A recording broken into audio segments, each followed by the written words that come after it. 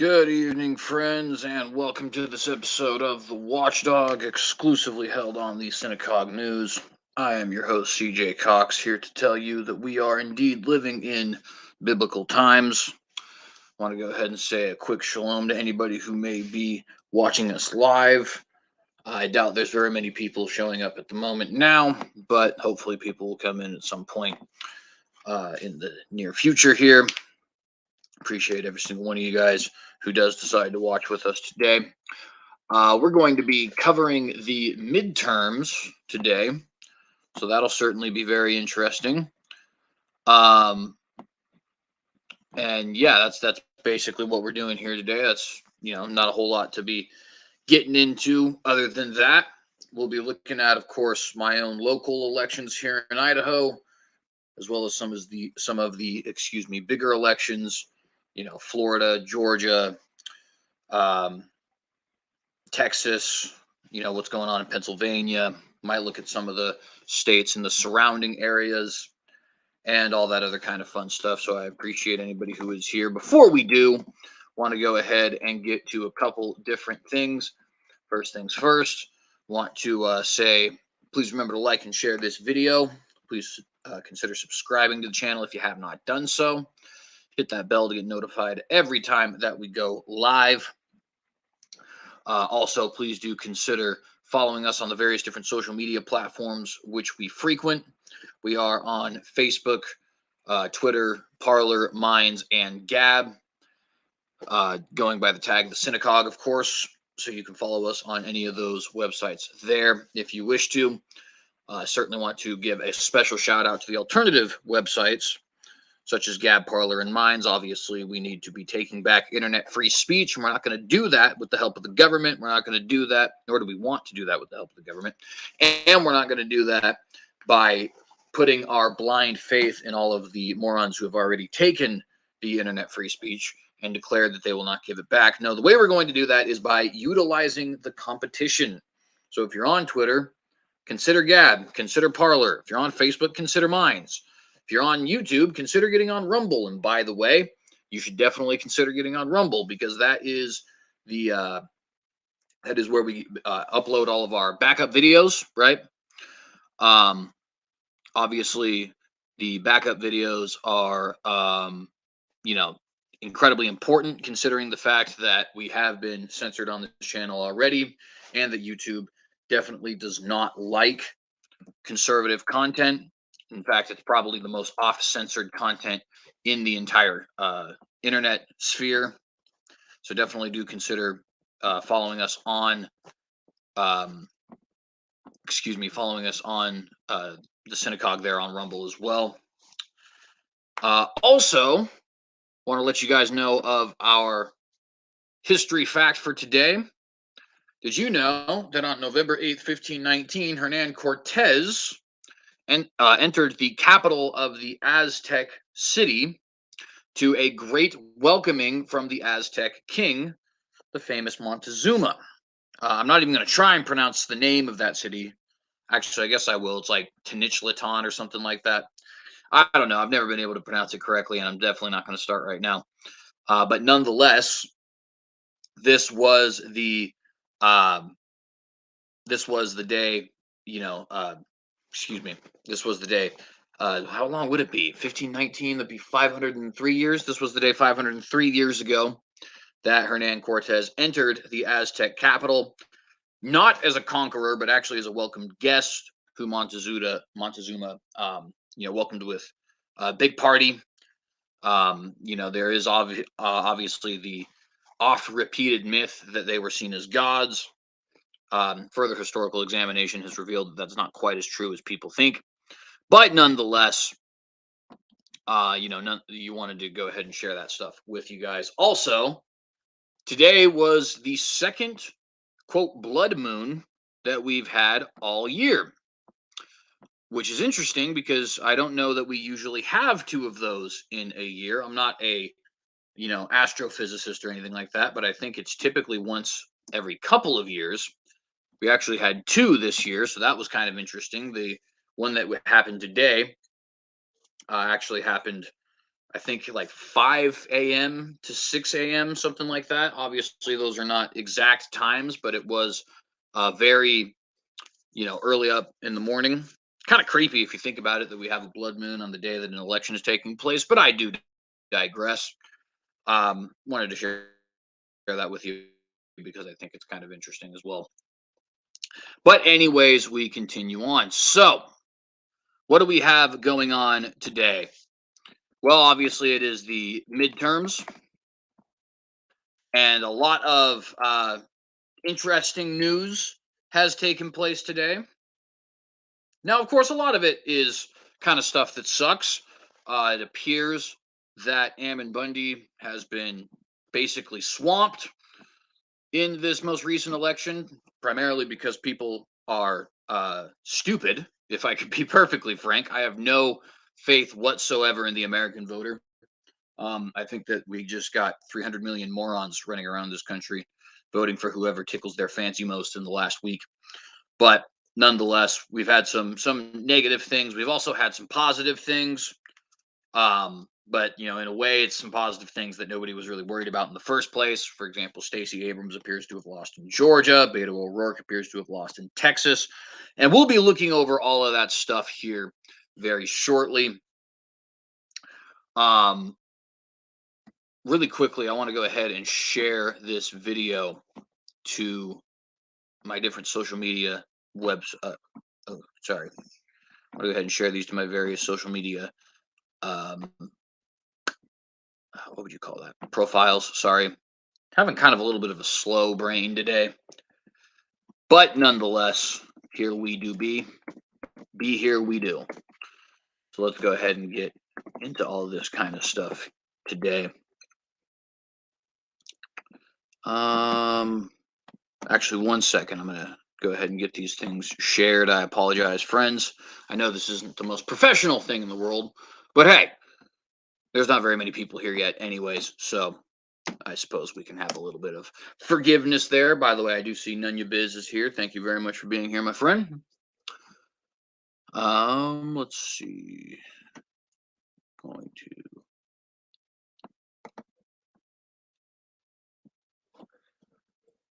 there we are there. And here we go here.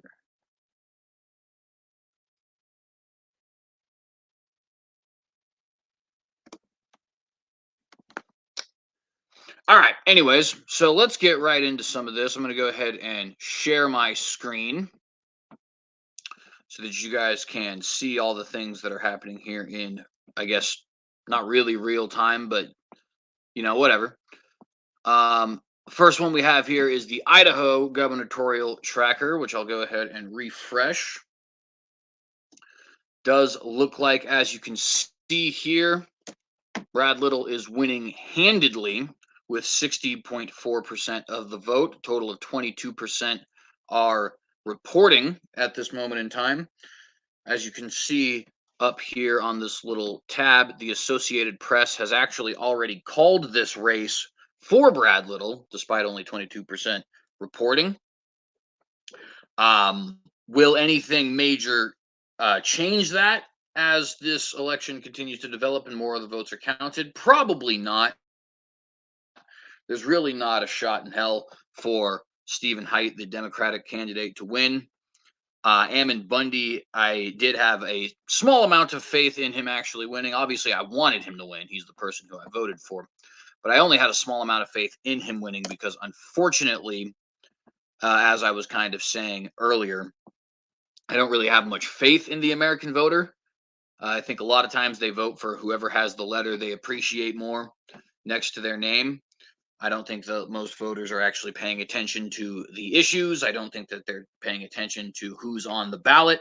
I think usually that they're paying attention to whatever that letter next to the guy's name is. And if they like D's, then they'll vote for that guy. And if they like R's, then they'll vote for that guy. And they'll probably give it no greater thought than that. Is that cynical? Am I perhaps a little bit rude in the way that I view the American voter? Maybe. I don't really care, though, because frankly, the American voter has failed me just about every single time that anything has happened. And in Idaho, that's no different, right? We have just in the time that I've lived in Idaho, we had Russ Fulcher trying to run in 2014. He lost out to Butch Otter, Russ Fulcher being far more conservative than Butch Otter.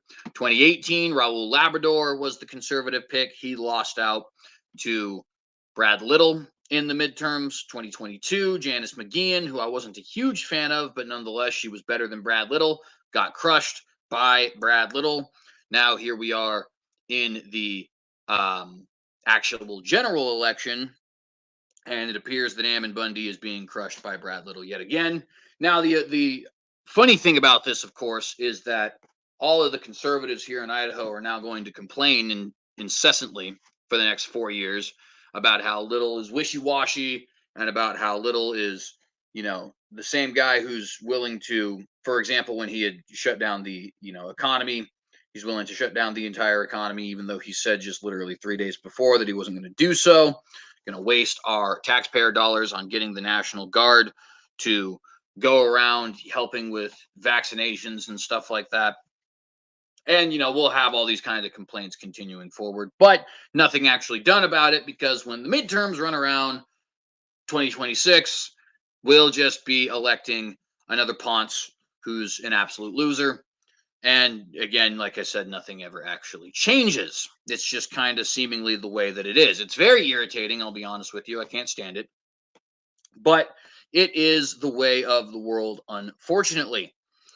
Now it does appear that as there is more reporting, the percentage of votes that Bundy is getting is going up, so that is certainly nice, but it's still only at 12%. Brad Little has already had over 100,000 votes called in his favor, and his percentage is also going up as time goes on. He's now at 61.8%, while Bundy is currently at 12%, with 26% of the votes being counted. I don't expect anything to change there, like I said.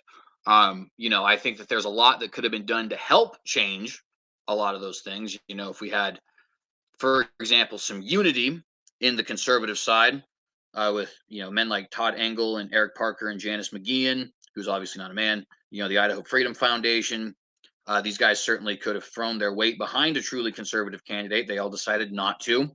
Cannon Press, those guys up there in Moscow, Doug Wilson, Toby Sumter, Chocolate Knox, Waterboy, Jared Longshore, they all decided to not throw their weight behind a conservative candidate in Ammon Bundy. And so here we are, right? Here we are, and it's just going to be this way, unfortunately. I mean, I don't know what else we can do about it, right? We'll continue to keep up with this as time goes on, but it doesn't really seem like much is going to change. While we're here, though, let's go ahead and check out some of the other elections. So let me go ahead and share my screen here on another tab. We'll look at some of the other things that are going on. Let's see.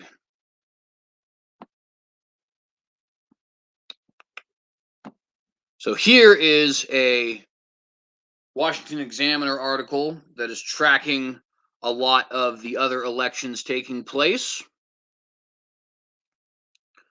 There are, I think, 35 seats available. Yes, 35 seats up for election. I don't know how many how many gubernatorial seats are currently up. But let's go ahead and look at a couple of these. So Senator Rand Paul has won in Kentucky. I don't think there was really much of a chance of him losing in Kentucky. Rand Paul is now going to be elected for a third consecutive term. He's represented Kentucky since 2010. Of course, he is the son of famous conservative candidate Ron Paul, both of whom I very much love.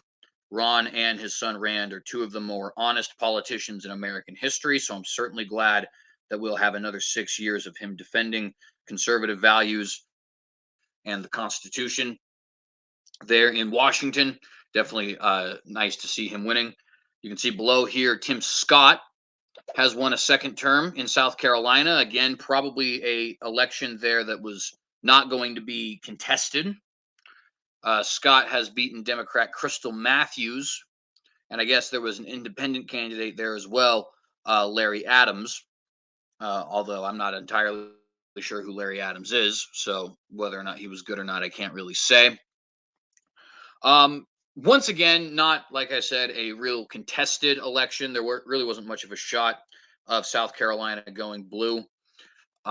It may have gone independent at some point. That obviously is a possibility, but there it wasn't really much of a shot of it going blue. It's a pretty solidly Republican state. I'm not particularly huge on Tim Scott, but I'm not actually particularly down on him either. It's not really it's just not a politician I care too much about, to be honest with you. Here in Vermont, we see Democrat Peter Welch won. Once again, that is another competition where there pretty much wasn't competition.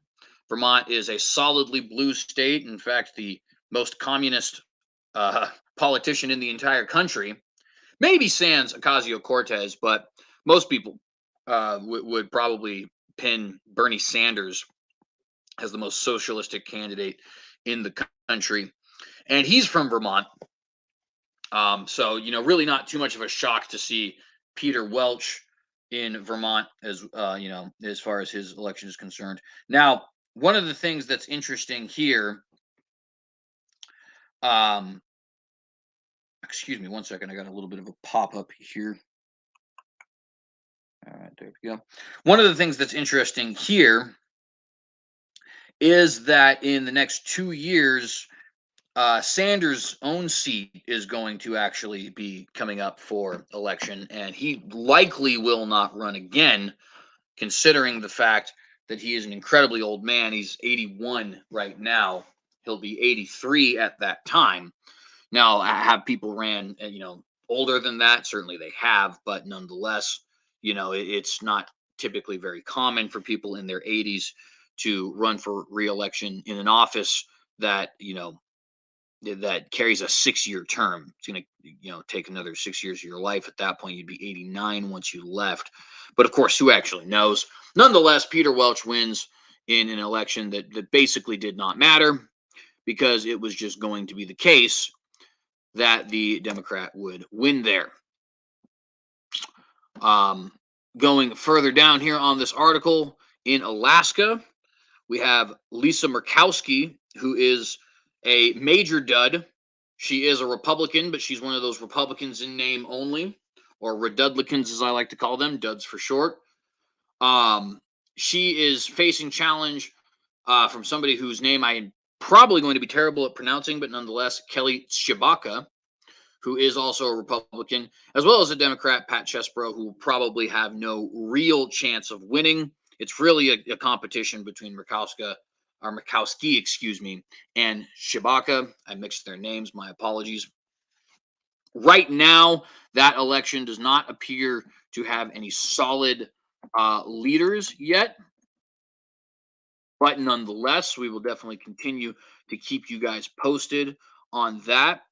Alaska also has a gubernatorial election taking place. Mike Dunleavy is their current governor. He is a Republican, and he is also expected to win there. Les Gara is the Democrat there, and we'll see if he ends up doing anything there at all. There is another Republican challenging him in the form of Charlie Pierce. I don't know as much about Dunleavy as I know about Murkowski, so I can't really say if he's a dud or not. Can't really say how good that is for the people of, excuse me, for the people of Alaska, but of course we will see what ends up happening there. Nonetheless, he does appear to be the front runner, although the votes have not yet been counted there. So when I say appear to be the front runner, I don't mean that he is winning at the moment. I just simply mean that he is expected to win, right? And we'll definitely give you guys some more updates on that as time is going on here. But nonetheless, getting back to these senatorial elections. In Alabama, we have Republican Katie Britt and Democrat Will Boyd. They are fighting to fill a vacated seat from a one Richard Shelby. The election is expected to go handedly for the Republicans. Obviously, any of those Bible Belt states, you don't really have much of a shot of the left winning these days. Now, that is not always true.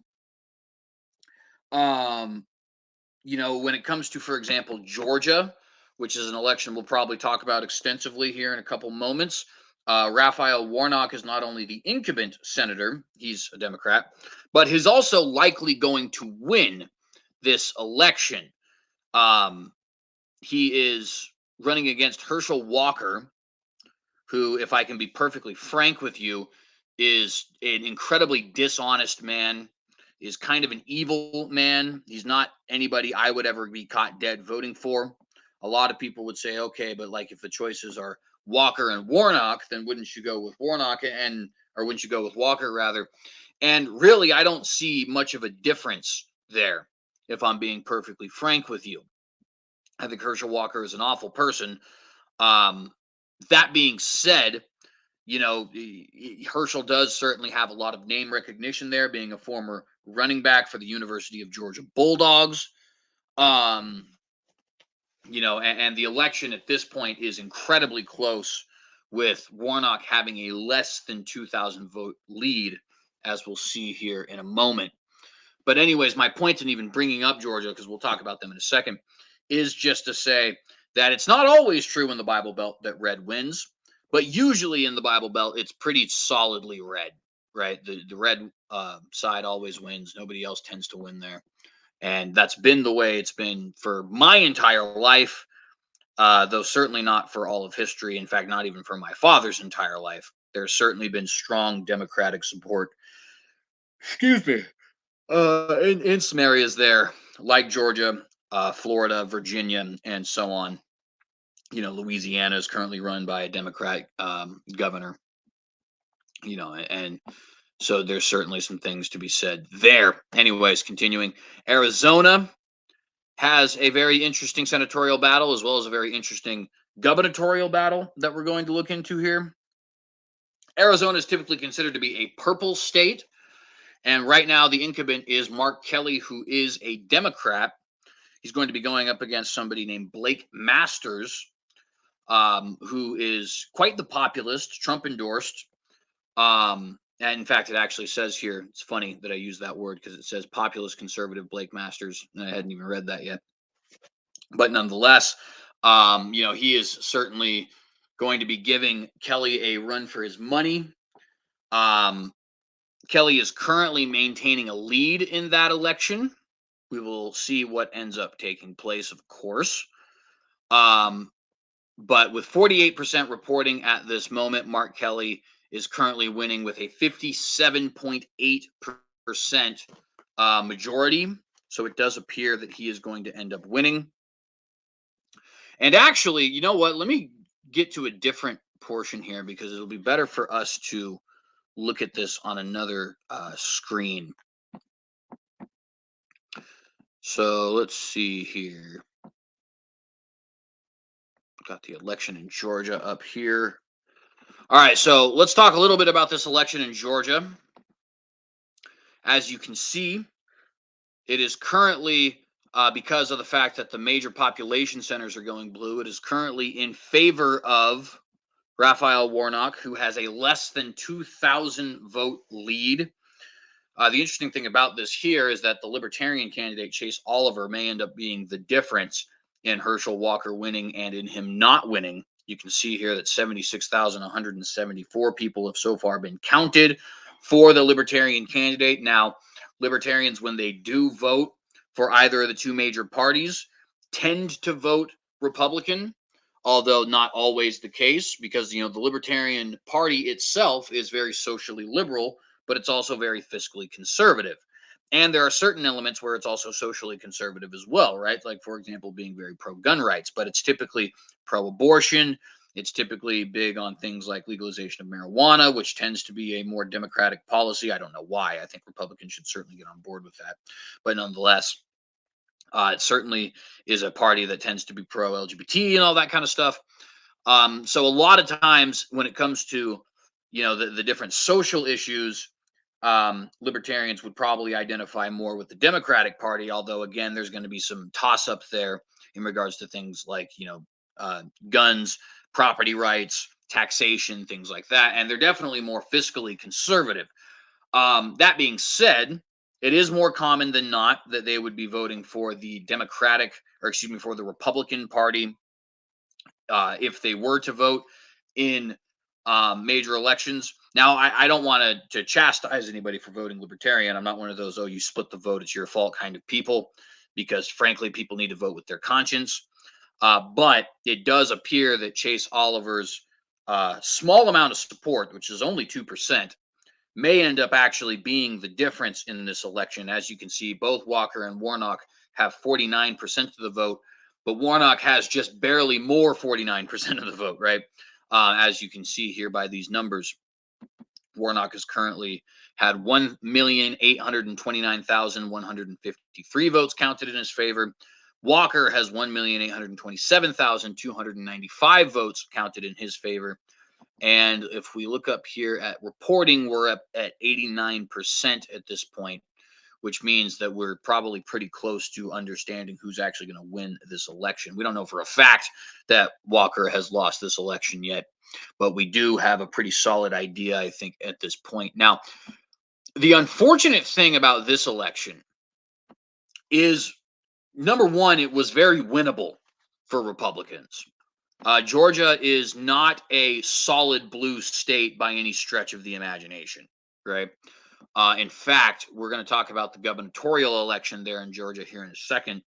And Brian Kemp, the incumbent Republican governor, has won that election already. Stacey Abrams, the Democrat, has conceded. This is the second consecutive election she's lost to Brian Kemp. And I only bring that up to say that this is certainly not a state that is like solidly blue and in line with democratic values by any stretch, especially as more and more of the black population is becoming conservative, because a lot of the liberal voters in Georgia have historically been black voters, and by maybe not historically, but in recent memory have been black voters. And so as a result of the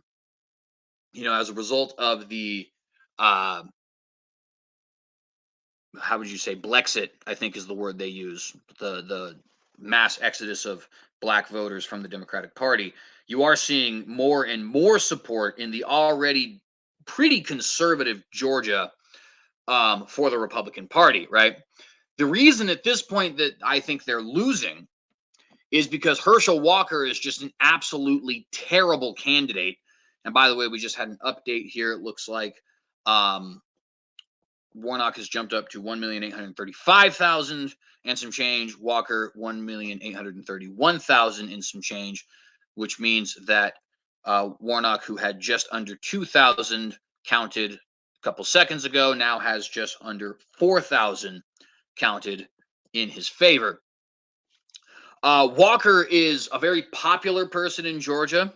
He was famously a running back for the Georgia Bulldogs back in the 1980s. He might be the most popular athlete from Georgia in the state's history. Certainly, he is the most popular football player in Georgia Bulldogs history. There's no doubt about that. And so you can see why the party wanted to kind of go along with Walker and support him, because of that name recognition that you have there. But the problem with Walker is manifold. Number one, he does have a history of spousal abuse. Now, of course, Raphael Warnock also has a history of spousal abuse, but unfortunately, there are quite a bit of Democrats who don't really care about that sort of thing. Republicans do tend to care a little bit more about that sort of thing, although less and less as time is going on. I think you can kind of chalk that up a little bit to the mass support for Donald Trump, but nonetheless, typically, the more moralist party tends to be the Republicans, and so they tend to not vote, for candidates who violate moral norms. Walker does have a history of spousal abuse. He also has a history of mental illness, being a paranoid schizophrenic. Now, obviously, I'm not saying anything negative about being a schizophrenic per se, but when we're talking about being a leader of the country, certainly we don't want people with mental illnesses At least not mental illnesses that severe, right? We're not talking about depression or ADD or anything like that. We're talking about literal voices inside your head, stuff like that. And Walker has a history of mental illness that I think probably bothers a lot of people. Walker also has, on top of his spousal abuse and on top of his mental illness, has over the course of this election been exposed as kind of a dirtbag, to be honest with you. He has been exposed for paying for his mistress's abortions. So even though he wants to claim he's pro-life and he's going to vote for pro-life legislation and all this kind of stuff, he, because he doesn't want to pay for another child, was actually willing to spend thousands of dollars on the murder of his own child, and actually keep it secret and cover it up. By the way, you may notice I use the word mistress. That's because the person who he paid to get an abortion was not his wife, but a woman who he was cheating on his wife with. Further still, he actually has women with, or has children, excuse me, with other women he was cheating on his wife with. 4 children to be exact, one of which is with his wife, and 3 of which are with mistresses. None of those 3 are children who he would publicly acknowledge. And he also fought the respective mothers in these cases to not give them child support. So he's a deadbeat dad who refuses to give child support, who has murdered his own son, who has a history of mental illness, and who has beaten up his spouse, and also has a history of cheating on his spouse.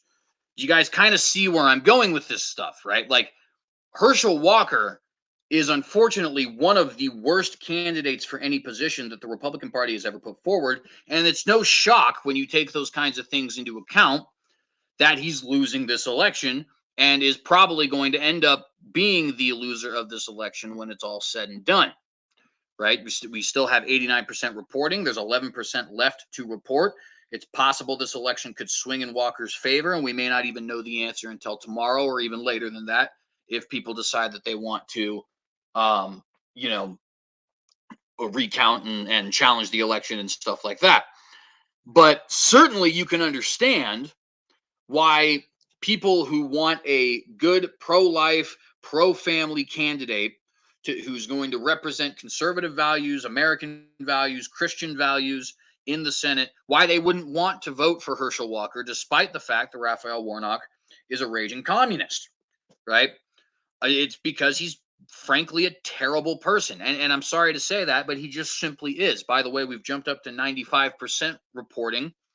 And it looks like Warnock is starting to pull away here. He's now up at 1,872,174 votes, whereas Walker is at 1,845,725 votes. So when we started this live stream, Warnock had a lead of just under 2,000 votes. Now he has a lead of just under 27,000 votes. And I think we could be pretty safe here in calling this election for Warnock. It does not appear that the Republican Party is going to get any help in the Senate from Georgia. And again, I must put the blame for this on the fact that the Republican Party decided to put forward a serial spouse abusing, serial philandering, child murdering schizophrenic as their candidate.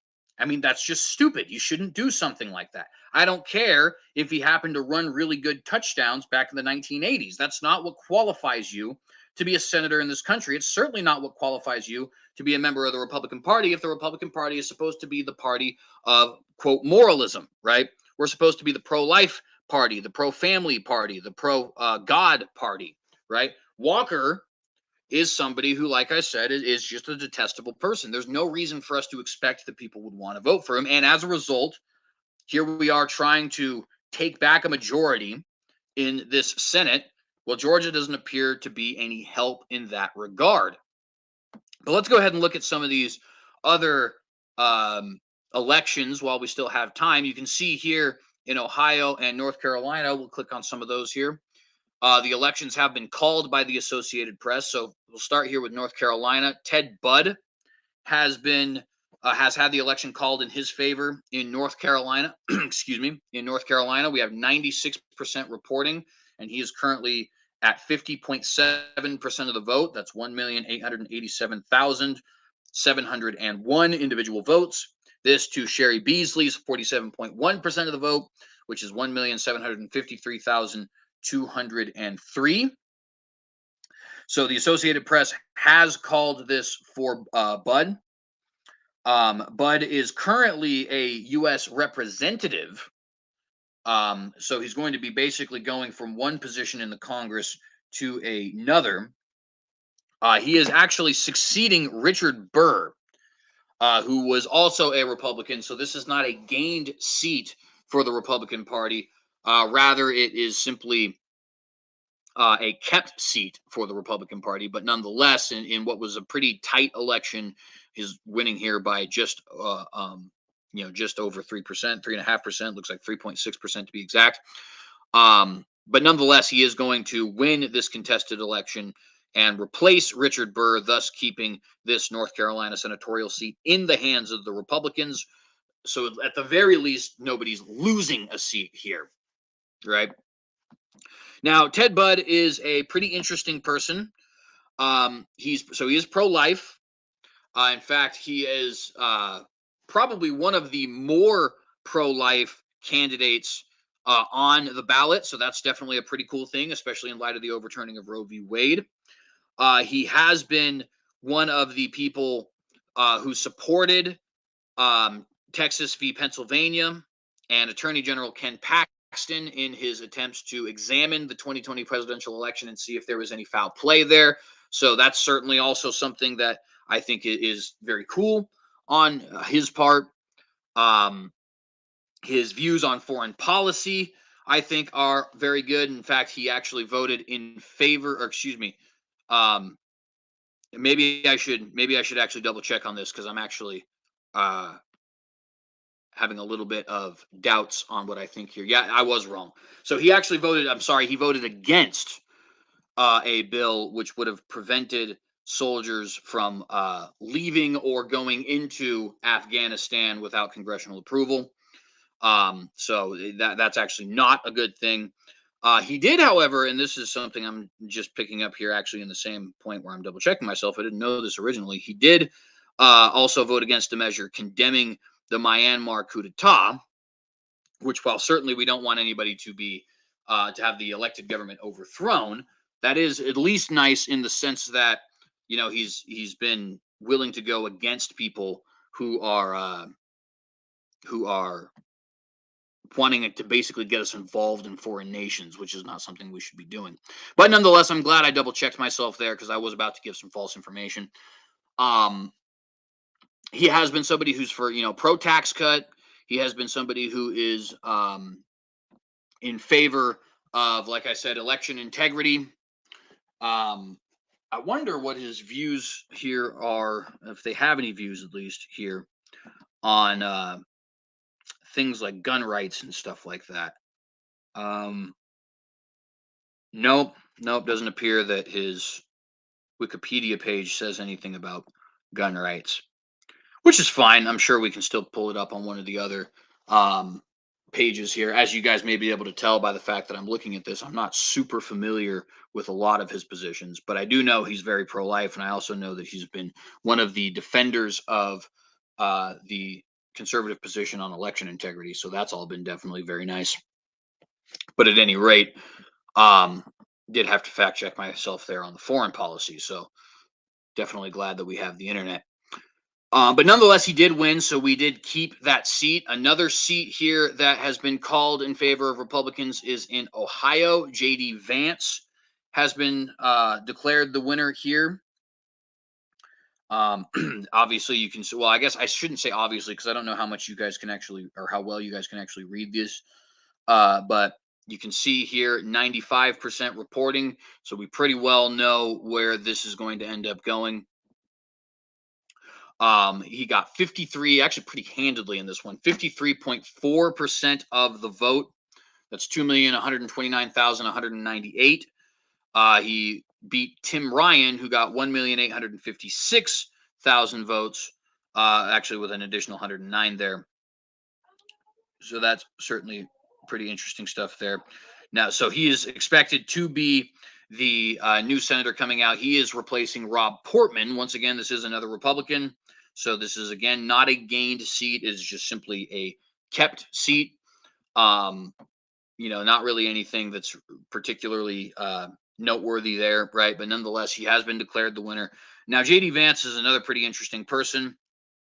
I think he's probably most popular. In fact, I don't know if he actually has a political career before this. I'll have to double check on that. But I think he's most popular for his Hillbilly Elegy, which is a book he had wrote back in 2016, um, talking about basically like some of the values that he had as a Ohioan, right, or what they would call Appalachian values, right? But nonetheless, they're talking a lot about his morals, talking a lot about the different issues that were taking place in his hometown, stuff like that. Um, and I think that's probably the thing that he's most popular for. Another thing he's probably pretty popular for at this point is the fact that he has been endorsed by former President Trump. Some of his positions here that were pretty interesting. So he voted against the Respect for Marriage Act, which was basically something that was put forward to repeal the Defense of Marriage Act. The point of the Respect for Marriage Act was basically to require the U.S. government to recognize the validity of same-sex and interracial marriages, right? And so he voted against that, which I think is a positive thing for two reasons. Number one, I don't think that the government should be recognizing the validity of same-sex attractions. That doesn't mean that we should necessarily do anything against it per se, but I don't think that we should be recognizing it as a nation. But also, even if you do decide to even if you do decide to recognize same-sex marriage, it's not something that should be done on the part of the federal government, right?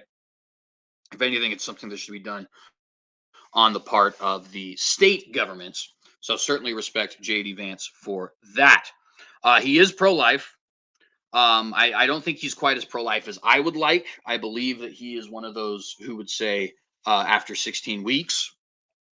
I would personally believe that we would actually we should basically be completely abolitionist in this regard. There's no reason for us to support abortion of any kind, in my opinion. But nonetheless, still a pro-life politician, so that's certainly a good thing. He has been noted for his criticism of the childlessness of a lot of people these days, being for the propagation of more children, right? Which I think is a pretty cool thing, all things considered. And it'll be cool to, I think, have him in. We'll see what ends up happening, of course, whether or not he'll end up being a good candidate. But nonetheless, I think that that's kind of a cool thing there. Another one I want to show you guys here. So John Fetterman is projected to win in Pennsylvania, 83% reporting currently. He is 49.4% of the vote. Mehmet Oz has 48.2% of the vote. Mehmet Oz, famously known as Dr. Oz, is about as wishy-washy a Republican as they come, but he was a Trump-endorsed candidate, and so that is why he is currently on the ballot here. Now, Mehmet Oz, is a pro-LGBT Republican. He is wishy-washy on the pro-life issue.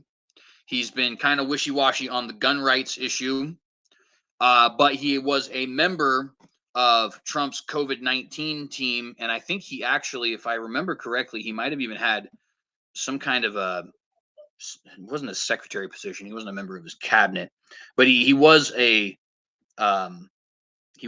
member of Trump's administration in some capacity. I can't really remember exactly what it was. Let me look that up real quick.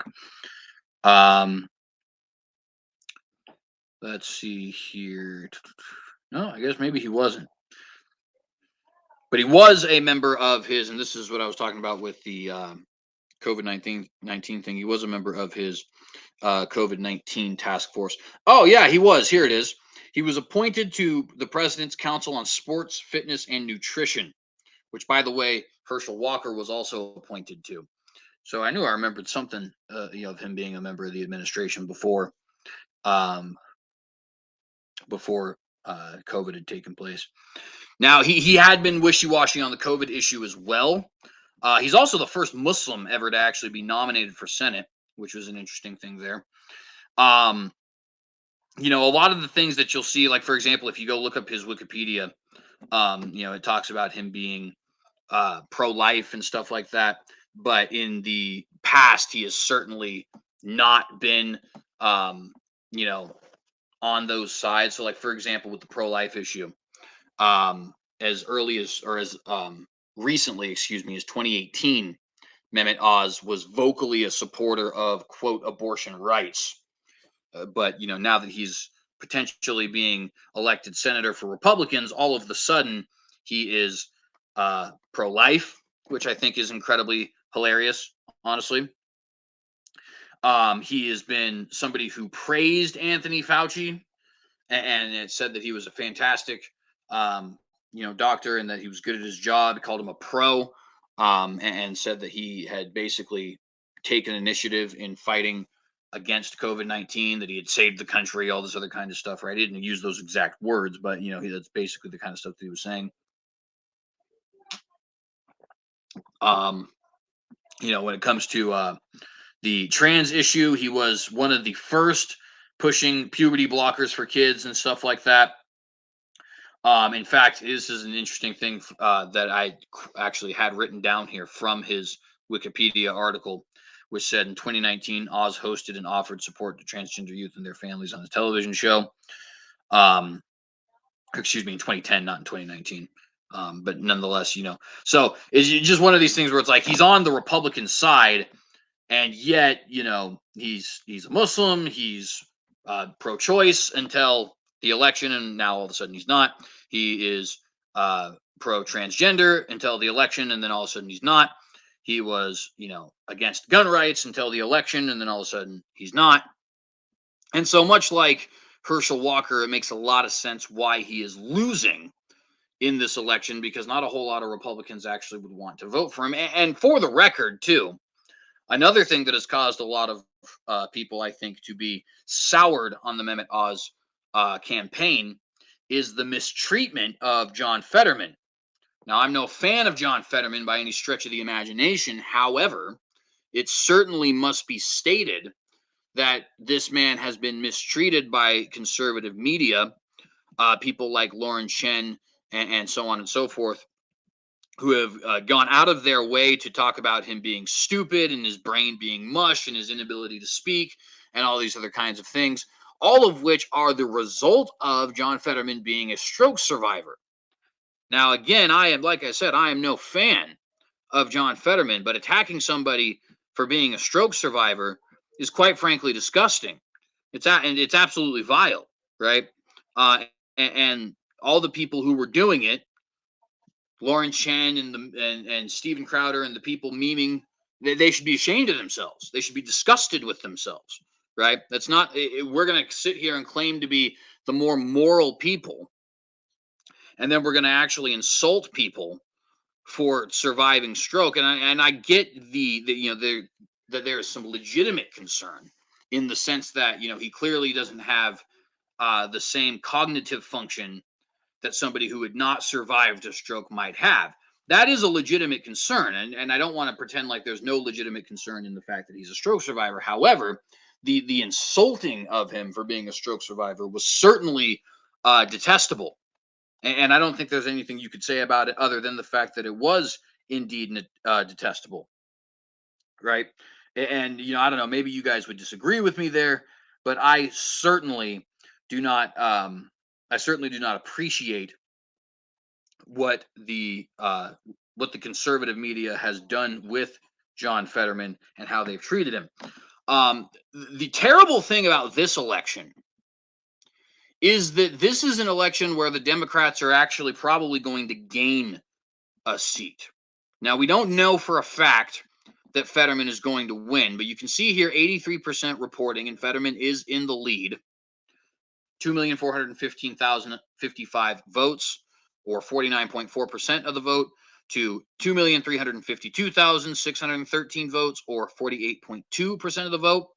Mehmet Oz, if he loses this election, will be losing a seat that the Republicans actually had beforehand. Pat Toomey was the candidate who actually held this seat for quite some time, actually. I think it was since 2010. So this will be a lost seat. This will be a seat where we actually have more power going to the godless left who wishes to destroy our country, who wishes to murder our babies in the womb, who wishes to mutilate our children with puberty blockers and put them in front of groomers who wish nothing more than to do pedophilic things with them.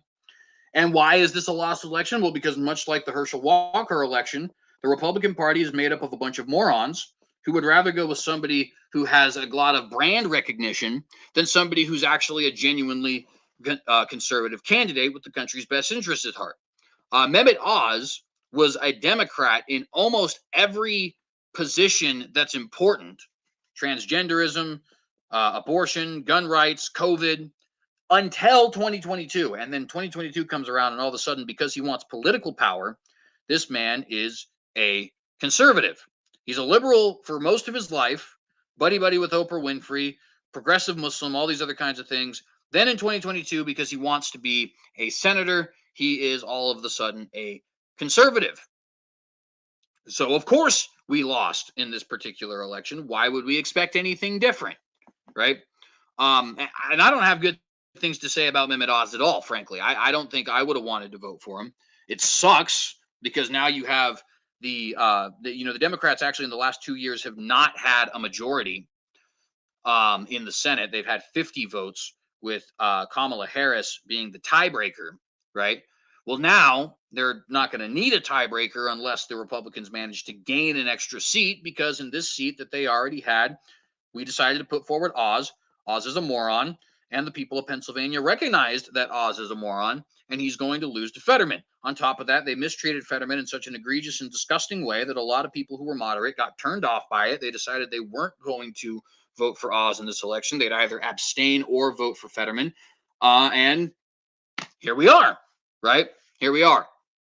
So nothing good happening in this particular election.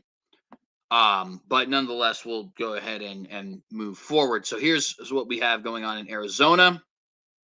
Incumbent Mark Kelly is winning handedly in this election. So far, only 50% reporting, so there's certainly plenty of time for things to change, but he has 57.1% of the vote at this time. Blake Masters is 40.6% of the vote at this time. 797,000 to 568,000. Obviously, both of them having some change after that. Mark Kelly is obviously the incumbent here, so this is going to be a seat which the Democrats retain, provided that nothing changes. We certainly do hope a lot changes. Arizona has been historically purple to red. It seems to be going purple to blue as time is going on. Don't really know what else to say about that other than the fact that it's kind of terrible, kind of sucks. Blake Masters is a candidate who I kind of did want to see in the Senate. And again, there's still time. So, who knows whether or not he'll actually be elected. He's a pretty famous venture capitalist and also an author who's read a couple of books, but that's not actually relevant, right? What is relevant is his political positions. He's pro-life. He's pro-gun. He's been against the COVID-19 lockdowns. He's for the slashing of taxes. Excuse me. A lot of very good things coming out of the Masters election, and it would be nice to see him elected, especially considering the fact that that would be a flipped seat, which I think we desperately need, considering the fact that we're probably going to lose the election in Pennsylvania, and nobody wants, I think, to live in a country that has got a majority of Democrats in it. A lot of people were saying they expected a red wave. Does not really appear that that's going to be the case, if I can be perfectly frank with you. Let's look at a few more of these here. Let's see. I wish we would pull up more there. Let's see if we can go back to Idaho. All right, so Idaho reporting about 42% so far. Brad Little is 60.9% of the vote. Ammon Bundy has increased to 15.7% of the vote. Kind of pretty lame there. Not a whole lot changing. As far as the senatorial race in Idaho, Mike Crapo is winning very handedly, 58.7% of the vote. Scott Cleveland, who I ended up voting for, 8.5% of the vote currently. David Roth, the Democrat there, is 30.8% of the vote. That is probably not going to change much. The Associated Press has called for Mike Crapo, but we'll certainly see what ends up happening. I don't think we have any reporting for Fulcher yet. Actually, we do. Fulcher's got 69.4% of the vote with 24% reporting. And Mike Simpson has 62.5% of the vote with 53% reporting. Those are both Republicans, and so those are both be seats where the incumbent will retain. But nonetheless, the election, of course, that I'm most interested in this regard is the gubernatorial election, right? Where I definitely really would like to see Bundy win, although it doesn't appear that that's going to be happening. Although he's currently at 15.9% with Stephen Haidt at 21.1%. So we might actually have an election that it'd be kind of cool to see the Republican win and the independent come in second place. Although better would be the independent win and the Republican come in second place. You know, Brad Little actually refused to debate, which in my opinion should disqualify you from running. If you refuse to debate, you should not actually be allowed to run in the election. I'm amazed I'm amazed that there's actually any sort of differences. Hang on, sorry, I'm getting mixed up with what I'm trying to say here. I'm amazed that that's not like that. There's a difference of opinion with that. In my opinion, the fact that oh wow, national divorce is trending yet again. Pretty interesting. Pretty interesting there. Anyways,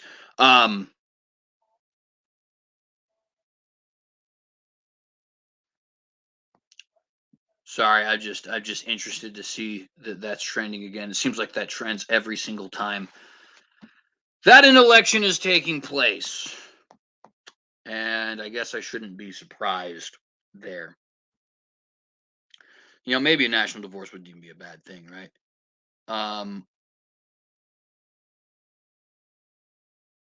So back to what I was saying. I think that it's amazing that it's allowed for somebody to not debate in an election. I think there should be an immediate disqualifier. I also think that it proves that Brad Little is nothing more than a sniveling coward. He also refused to debate in the primaries. And yet, somehow, amazingly, despite the fact that this man refused to debate, despite the fact that this man shut down the state after 2 days earlier saying he's not going to shut down the state, somehow, with 43% reporting, he still has 60.8% of the vote. And I can only conclude that the people of Idaho are incredibly stupid. That's all I can conclude. I'm sorry, Idahoans, you're morons. You're all idiots. Every single one of you. Idiots. Even if he won, the fact that he would win with 60% of the vote just demonstrates that you're stupid people. Nothing more that can be said about that. Nothing more that can be said about that. But at any rate, let's continue on with this election here to look at some of the other stuff. Let's look at the Arizona gubernatorial race. See what's going on here. So 50% reporting. Kathy Hobbs currently has 56% of the vote. Carrie Lake is trailing behind at 44% of the vote. So that doesn't appear to be too much of a change from where we had first looked there. Actually, I don't think we did first look there, but I had first looked before we had gotten off.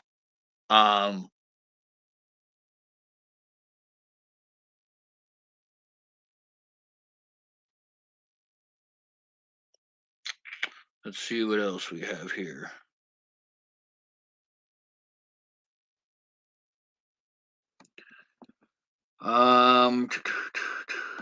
Let's go to the senatorial election in Virginia. We'll see what's going on there.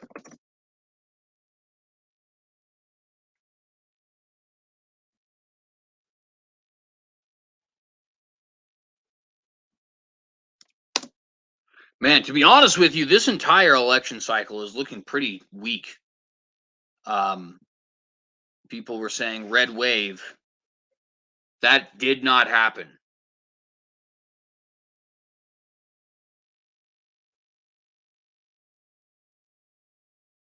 Did not happen.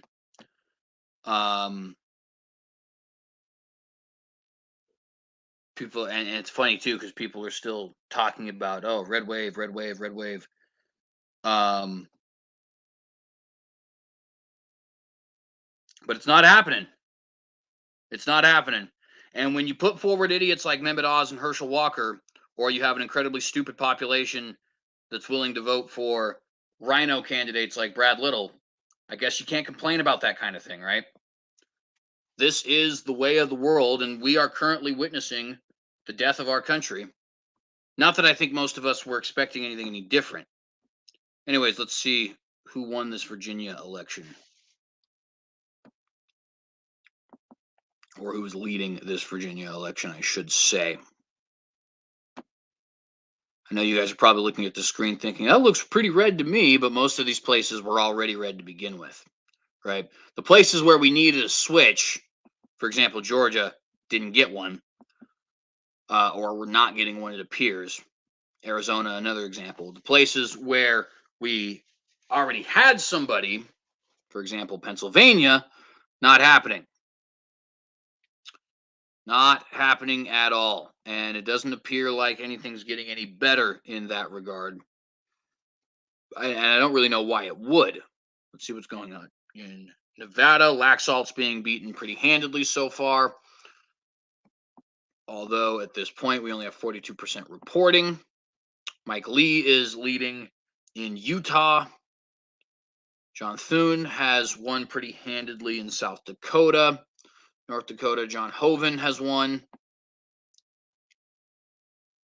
To be honest with you, I don't actually think Republicans were able to flip a single seat by the looks of it.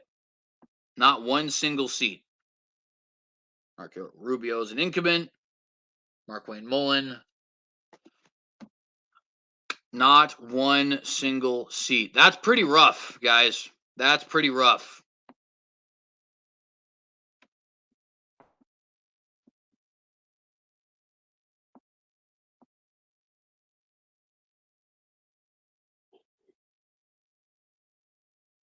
Not one flip so far at all.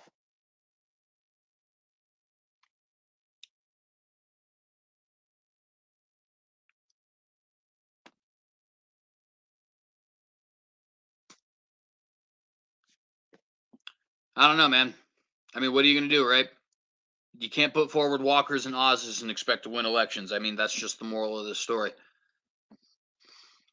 That is just the moral of this story. Of course, you almost wonder if it matters in some instances, right? Because Idaho has an independent candidate in the form of Bundy, who is only getting 16% of the vote. So, maybe we're just a nation that is content with the death of the country. But nonetheless, I digress. We're going to go ahead and take a brief pause here for a moment. Keep the image here on the screen. And we'll be right back.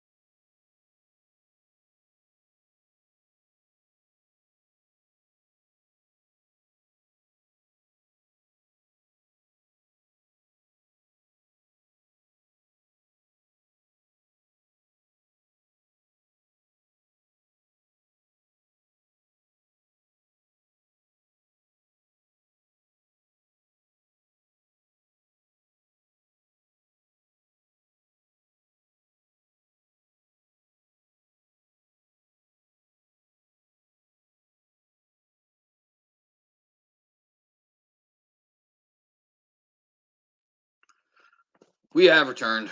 Shalom, friends. Just took a brief break there. And we continue to have a really crappy election cycle.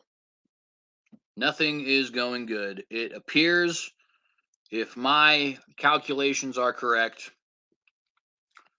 that we are actually going to lose seats, not gain them. Although we may get looks like there's a slightly more conservative candidate in Kelly Shabaka winning in Alaska so far, but only just over 30% of the vote being reported. But nonetheless, again, to remind you guys, Raphael Warnock is now winning by almost a full percentage point in Georgia. So that will not be switched up. Makes a lot of sense because Herschel Walker's an idiot. Mehmet Oz is losing. Once again, another idiot. Is losing in Pennsylvania. If he does end up losing there, that'll be a flipped seat in support of the Democrats. That'll put them at 51 seats. They're currently at 50. In Wisconsin, Ron Johnson does appear to be winning, so he'll keep his seat, it seems. Nevada, doesn't appear that there is much of a shot for Laxalt there, so Democrats will keep that seat. Arizona, appears Democrats will keep that seat. Just not a whole lot to like in this election, to be honest with you.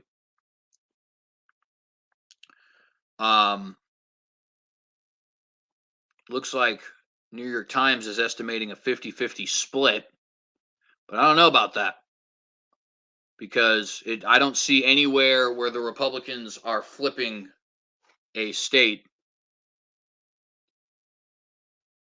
We're retaining some states.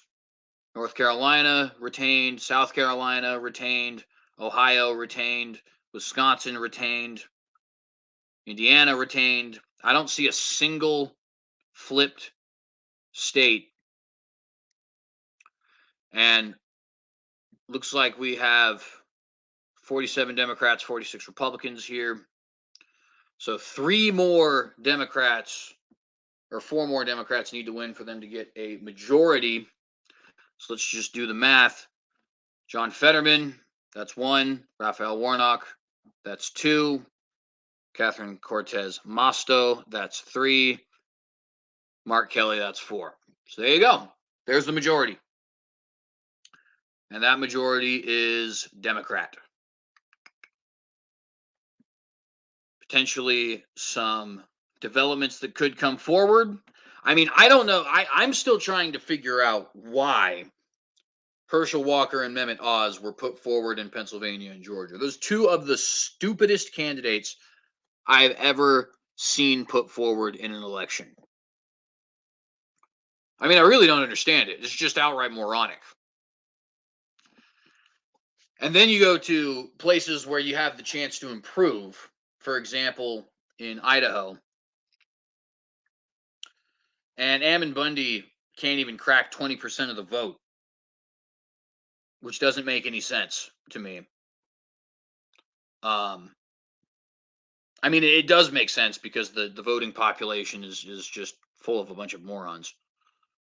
But, you know, here we are, friends. Here we are. I'm going to go ahead and actually open the room. We don't usually do that for Watchdogs, but if anybody wants to join, you guys certainly can.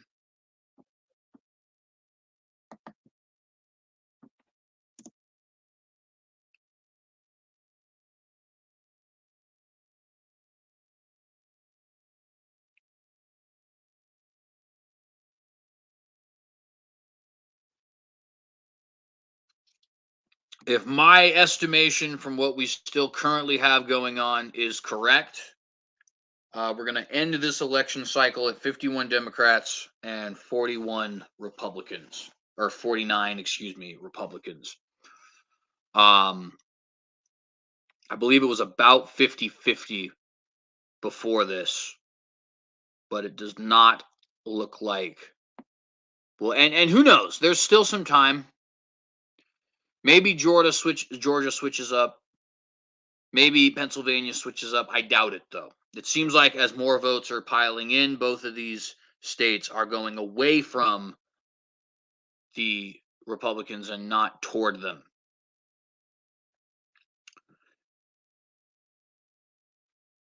And it is funny because, again, this was everybody talking about red wave, red wave, red wave, and then red wave just does not happen at all. And of course, we here on the Watchdog never expected a red wave to happen. I did think that there was at least a hope for Ammon Bundy to win.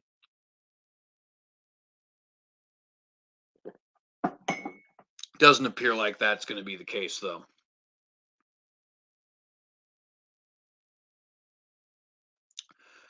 And I do not know what we can expect in the future. I guess it's just going to be more of the same. More inflation, more rising prices, more people trying to codify things like Roe v. Wade. It's just the way it's going to be.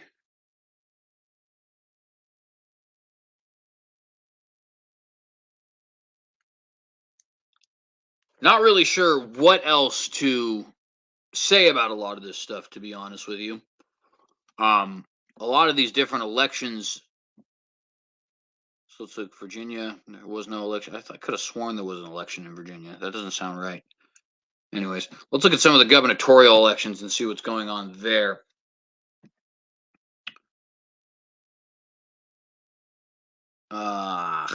Doesn't look like New York Times is going to let me do that. That's fine, though. We'll go ahead and go back.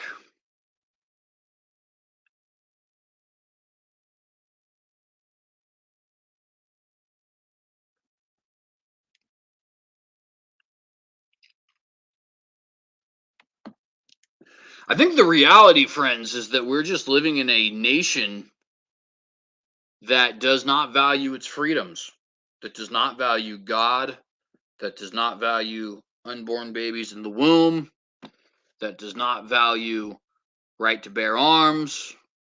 It's just the way it is, and there's just not much we can do about it. I wish there was more we could do about it, but it does genuinely appear that our voting population doesn't care about these things. And there's really not much else you can say about it at that point, right? They don't care, and that's all that can be said is that they don't care.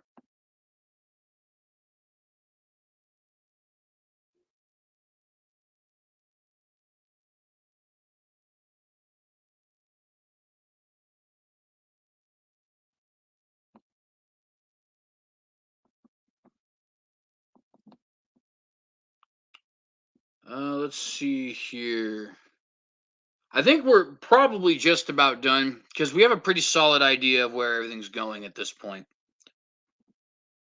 And it looks like there might not be too much changes. I don't just want to keep everything up for the sake of having a longer stream. I do think this should be a lesson for us in a couple things. Number one is just not trusting conservative media, frankly. All these guys saying, "Oh, there's going to be this red wave and stuff like that." Just don't trust them. They don't really. They either don't know what they're talking about, or they are actively, propagandizing. Which who knows which it is? It doesn't even really matter in a way.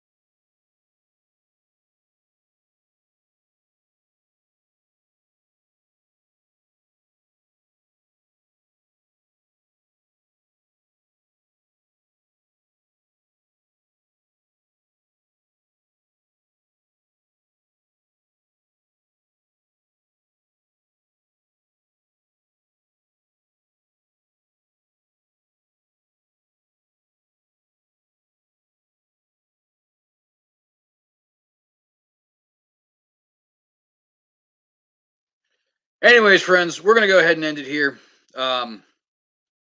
Democrats have gained a seat. Ammon Bundy is lost.